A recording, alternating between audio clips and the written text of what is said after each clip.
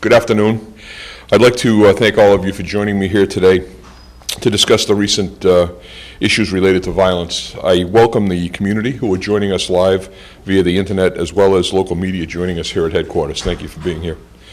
As many of you are aware, the city's recently experienced a number of troubling incidents involving firearm violence. The vast majority of these incidents are among individuals who are known to one another and who are engaging in a lifestyle that involves gangs, drugs, and violence. Although we've experienced an overall 20% decrease in crime here since 2006, I realize that those statistics are of no comfort to families who are grieving loved ones, or the family of little 4-year-old AJ who was shot at Franklin Field. Working hand in hand with Mayor Menino, city agencies, and our community partners, we will continue a thoughtful and comprehensive approach to address public safety and ensure a safe environment for community members to live, work, and play. It's important to note that there is no one solution to addressing firearm violence. It's a complex issue that requires a strong collaborative and strategic approach. I firmly believe that we have the necessary components in place, and it is critical that we remain steadfast and consistent in our method. Yesterday, the Youth Violence Strike Force and the Drug Control Unit removed 28 known community predators from the streets. Those type of ongoing proactive enforcement efforts are crucial to the overall strategy and will aggressively continue, and are in fact continuing today. There are undercover operations occurring in the city right now that will have an impact in the weeks to come. I also applaud efforts such as the MLK Scholars Program, the Jobs Program, and the Problem Properties Task Force. Both initiatives significantly contribute to advancing public safety. It's crucial to keep the community informed on the latest information, and I would like to take this opportunity to keep everyone updated on our strategy and continue to encourage your partnership. I've said many times before, but it always seems fitting to repeat, that together we put the community in community policing.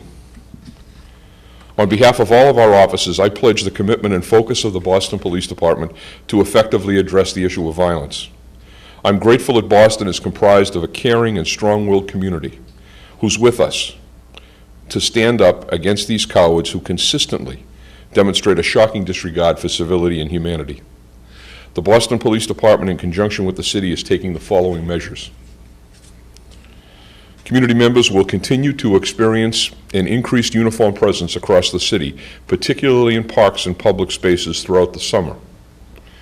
Our 12 Safe Street teams citywide are on patrol and engaging neighbors and local businesses.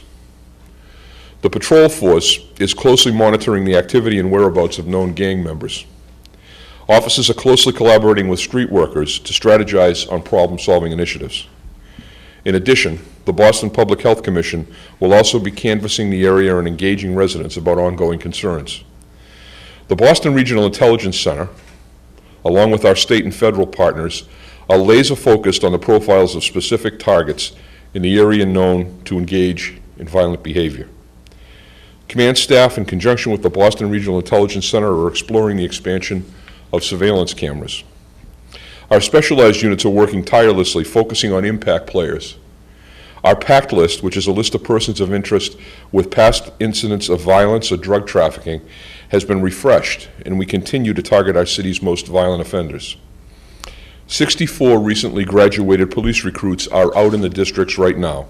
They're assigned to walking and bicycle routes throughout the city. This year, we're on our way to reaching our goal of conducting 200,000 walking beats, almost double that of last year. I would encourage the community to participate in the following ways. First, it's important to stay informed. As we continue to utilize all resources available to us to eliminate the gang and drug element from our area, you will continue to see updates on this effort on our public safety blog, bpdnews.com. You're also encouraged to connect with us via Facebook and Twitter to stay informed.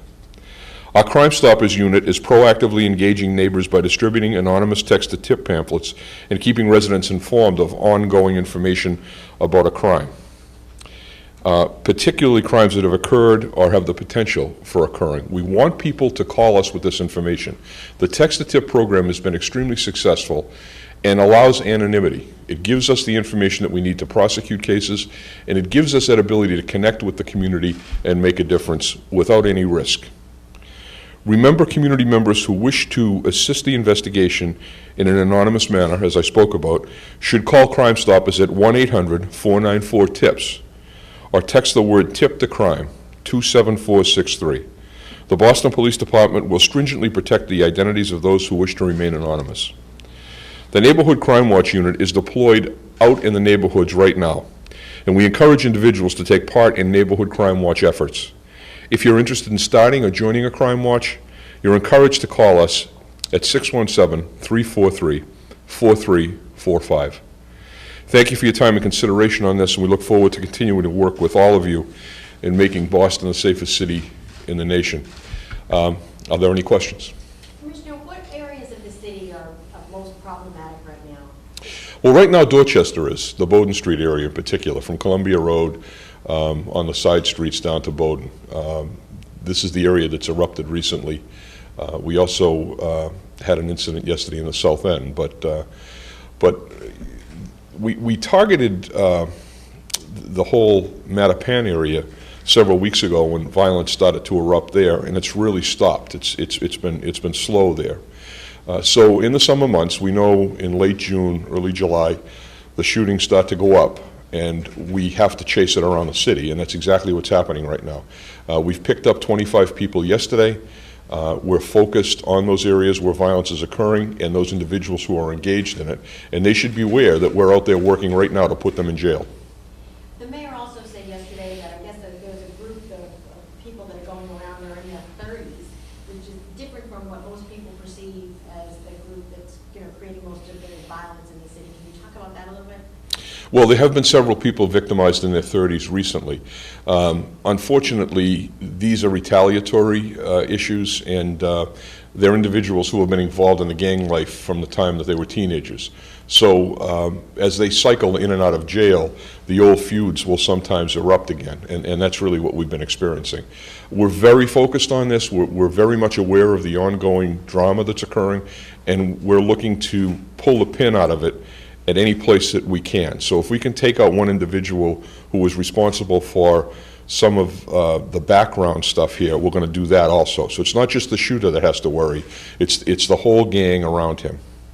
And it's just a few suppliers for these guns to people, the ones that are shooting them, getting them, could they be getting them from anywhere, or can you zoom in on that and try to cut that off?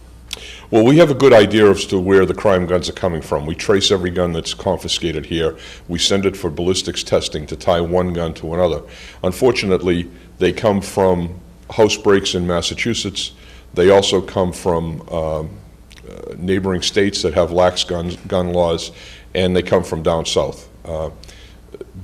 Guns are a durable good. They manufacture 2 million of them every year in the United States, so it's a very difficult proposition to get them all off the street. In terms of the 4-year-old that was shot just recently, I mean, what are you saying to families who want to go out and use the parks and be outside during the day and the kids play out in the street? Is it safe for them to do that? They should feel safe. We have a significant increase in our visibility in the parks and playgrounds.